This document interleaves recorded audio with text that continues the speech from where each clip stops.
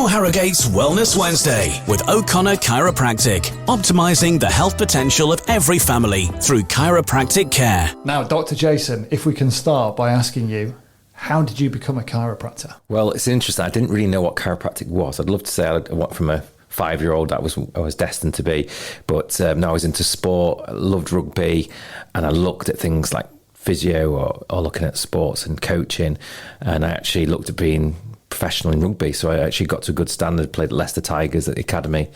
And through that, because I wasn't the biggest person there, I'd often get a few knocks and injuries, and I hurt my neck, and tried different things, physio, painkillers, all these different things. And I was still really struggling. And I actually got introduced to a chiropractor, and that was huge different immediately. And I was like, wow. And then I actually spoke to my principal at college, and he said, I think you'll be a good chiropractor. And then I went for an interview.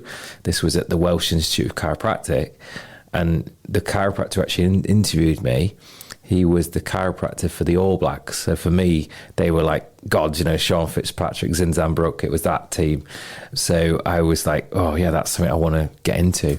I'd love to say I knew what it was, but I didn't, and I fell into it. But I'm so glad I did. 25 years experience now. In that time, have you got some cases that really stand out that you're particularly proud of? Yeah, and going back to why I became, like say, because of sports, I started off seeing like footballers, rugby players who were professional, and I soon realised that their aim was just to get back on the pitch, and it was a little bit shallow in terms of I wasn't making that much difference. And I remember one particular case, and her mum won't mind me sharing this, Sophia, she brought her in, and I'd not seen many babies at this point, and she handed over this baby to me. The mum's description was the lights were on, but no one was at home, and she had a very traumatic birth. She was starved of oxygen, and the doctors weren't very hopeful that they were going to get much progress with her. I got this baby, and there was no response. We do lots of neurological tests, reflexes. There's primitive reflexes that we do with children and pediatrics. And I was doing all these tests and nothing was coming back. So she wasn't responding to sound, touch, light. So this was a really sick baby. And I was very nervous because I'd never seen anything like this. Certainly nothing at university. But what we're taught is that the body has an innate ability to heal. So there's this innate intelligence. So the body's always striving to get us well. And it's all run through the nervous system. So I thought, well, let's just check her spine. And as I moved up a spine to a neck, we got to the top and we found there was a big, what we call subluxation or misalignment. And at the top of where it's called the atlas bone, C1, and that surrounds the brainstem.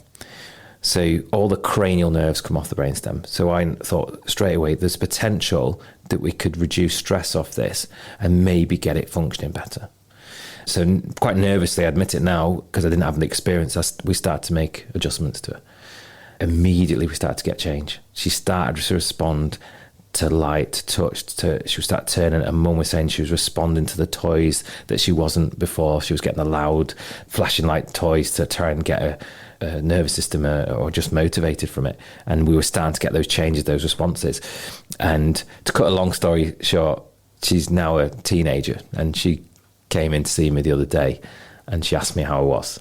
And for me, that was amazing to think that from a baby that had no response, and seeing her now years later, she's actually got a life. She's an amazing character, personality. And for me, that's what I believe the power of chiropractic. It's to remove that interference, to get that innate intelligence working, firing. And it never ceased to amaze me how the body can heal. It has just that amazing intelligence capacity, but often it's just removing the interference and allowing that to happen. Fast forward to when you became a dad. Your son Jake is also another success story. Yes, probably the most terrifying day of my life, and I've probably felt in the least control.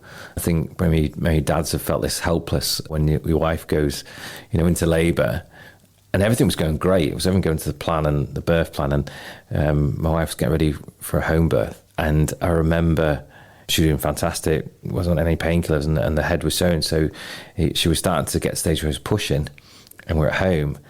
And the head showed and went back. And then it showed and it went back. And then I saw this look on the midwife's face of, oh, what's happening? And then as soon as I saw that, I panicked and I thought, oh, this is not going how we thought. So yeah, we were taken to hospital and they did an amazing job, and I'm so thankful for the doctors and nurses that took care of it. But they said, we're going to keep going with where we are at the moment. They carried on with trying to get through labour and trying to get the baby born naturally. I'll tell you his name was Jake, but he wasn't coming. And then the obstetrician came in, they looked at it and they said, you know, we don't know why this is happening. I think we're going to have to go to theatre. So my heart dropped. But again, it needed to be done. So that we went in and they tried the Von 2 suction cup and basically pulled and pulled. And it was, I remember the obstetrician, big French guy, and he was literally, the whole table was moving. And I was thinking, oh, the stress on that baby's head and neck. And so all this is going on in my head. And now again, I was completely helpless because I couldn't do anything. The cord snapped, the suction cord. So he said, right, we're going to do one more go. So we put another one on. But he said if it doesn't, we'd have to do emergency C-section, which again would be the worst case scenario. So it'd have to be pulled back out, worse for mum and baby. So he was trying his best so it didn't have to go down that path. So he put another suction cup on, pulled, and they managed to get him out. But it was quite a while before he started breathing. It felt forever. But I remember they managed to get him back round again. And yeah, my wife needed taking care of. She needed quite a bit of stitching doing. And I remember they swallowed him up and we went into a private room and I was with him and looked at his head, and his scalp was torn. So his head was bleeding from the suction cup. And he was in a lot of distress. He was just crying. And I looked down and I looked at the shape of his head because it was so distorted. So, you know, again, from chiropractic and that innate intelligence and that stress, I think if we can realign his cranial bones immediately, that would probably limit the stress, because it just happened. And I've seen, through my experience, I'd seen babies down the line that had not been corrected, and the knock-on effect that can have to their neurological development. I thought the best time to do it is now. So he was literally about 10 minutes old. So he's my youngest patient. I'd luckily done lots of different training around the world, not just in the UK, but I'd gone over to America and paediatric experts and I used that kind of knowledge. And at the time I was so thankful that I was a chiropractor, and I almost felt like I was put there for that reason at that time. And I had that skill set to help him. And so I did those cranial corrections, and immediately I just saw this fluid kind of drain. And I remember then by that stage, they'd brought my wife back in. He stopped crying, he calmed down. I'd put him on myself, kind of skin to skin, to kind of calm him down as well. But then he kind of, we passed him over to my wife, who'd not seen him yet, really. And she just held him and he latched on, started feeding and fell asleep.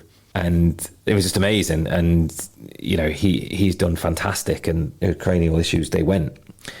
But this is what was really interesting, is immediately I started to notice his eye was pulling in. And it was on the side where he'd had a lot of the stress. So there's different nerves to the eye, not just the optic nerve, the oculomotor nerve. So again, one of the these cranial nerves had obviously been stressed, and he wasn't controlling his eye very well. And we'd kept in that, you know, we were monitoring it, but we could see that it wasn't getting any better. So when he was a bit older, he was able to go get an assessment on his eye, and they found that he said, oh, he's got a lazy eye and it'll never get any better. But I'd already seen, since we'd been looking after him, it was improving. But they said he's going to have glasses. He has to wear a patch. He was patch on his eye, he had glasses. But he said it's not like to get better, it's just like to get worse, and he'll need stronger glasses as he gets older. So we were following the instructions, doing the patch, doing the glasses, but I kept adjusting his cranium, his neck, and we just saw it improve. And he went back for his kind of checkup, again, full checkup a year later, and it completely gone. And she was shocked, said, oh, I've never seen this, it's completely resolved. And he's not had any issues with his eyes since. So again, that kind of knowledge, that certainty, that personal experience is almost, since then, I got so many more babies with those traumas, with those stresses, because I'd probably been the most stressful moment with my own son when he was 10 minutes old, and adjusting then, I've then taken that experience, that confidence, so eager, and I love seeing babies, and I love taking care of them and doing that vital care, because I know how much it helped my son. And the more and more babies we see that we help, you know, that certainty that we can continue to do that. But a lot of it is just education and getting that out there. Your Harrogate's Wellness Wednesday with O'Connor Chiropractic. Book your initial consultation now at o'connorchiro.co.uk.